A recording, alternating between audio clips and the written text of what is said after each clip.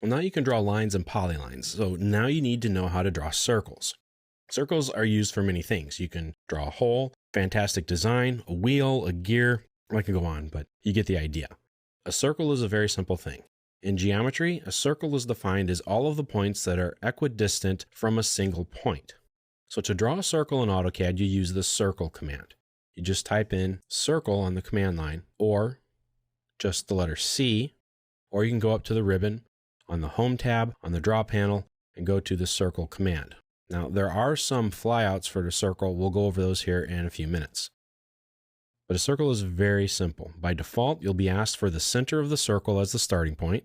You just click a point somewhere, and then you're asked for the radius. You can type in the number like that, 56, or you can just pick another point as you need to. It's that simple. Now, you may want to create a circle, though, by its diameter, and that's fine. Start the circle command, pick your first point, and remember to go to the command line for some options. You'll see here's diameter. Just click on the diameter, and now when I enter in a value, it's going to be with regards to diameter instead of radius. So if you don't want to pick button here in the command line, you can just type in the letter D. That will switch you to diameter mode, and you can draw your circle that way.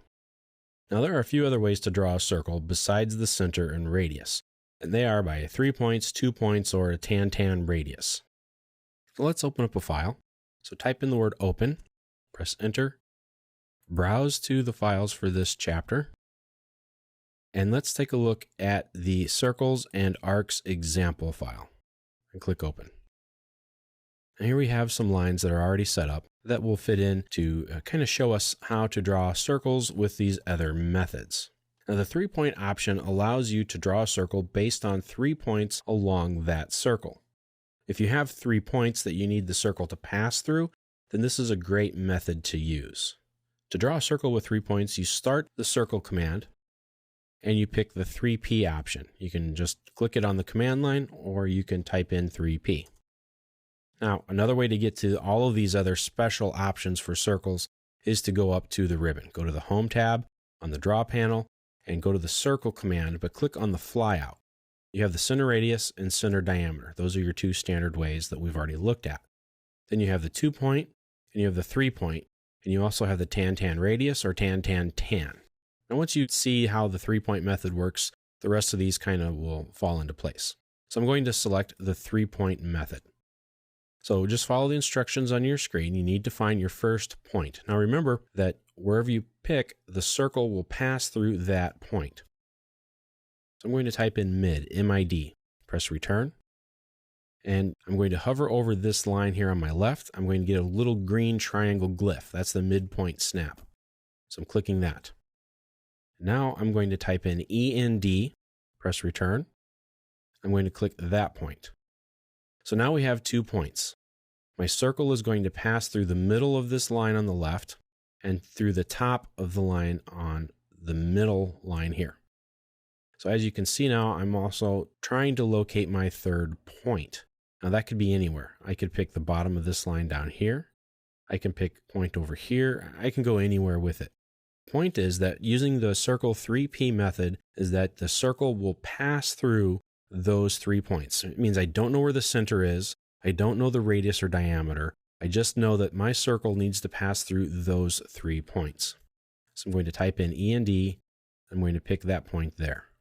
And there we go. I drew the circle that way. So that's just another way of drawing a circle. Now the 2-point option works the same way, but with one less point. So if I go to the circle command and I pick the 2-point option, I'm going to pick 1 point. I'm going to type in END, snap to that point, and you can see here right away my circle is already up. Essentially, I'm typing in the diameter and sort of an angle or a coordinate. If I type in END, picks to that point. So I drew this circle this way. Just went from point to point. I didn't know the diameter. I didn't know the coordinates for the center of my circle. I didn't know any of that. I just knew that I needed my circle to go around this line. Now another method that you can use is the tan radius option. That's great for when you know what a radius is and you have to make the circle tangent to two objects. So we're going to try that option, tan radius. So when I do this, you can see that little glyph that pops up. That's the tangent OSNAP glyph. It looks like a little circle with a line and some ellipsis dots.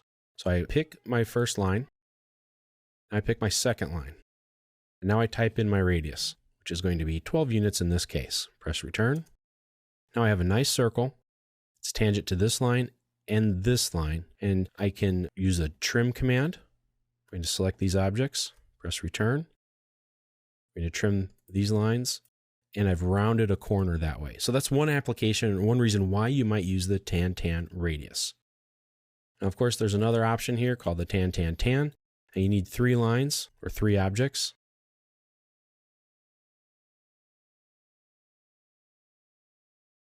Now let's say I need to have a circle that's tangent to all 3 of these lines. I will select the tan option, pick my lines, and there we go. Now I have what I need. So those are the different ways that you can create a circle. The majority of the time, you're going to probably use the standard out-of-the-box method of just defining the center point and then the radius. Most of the time, that's what you're going to do. But a lot of the other times, you will find it useful to use the 2-point, 3-point, or the tan radius option.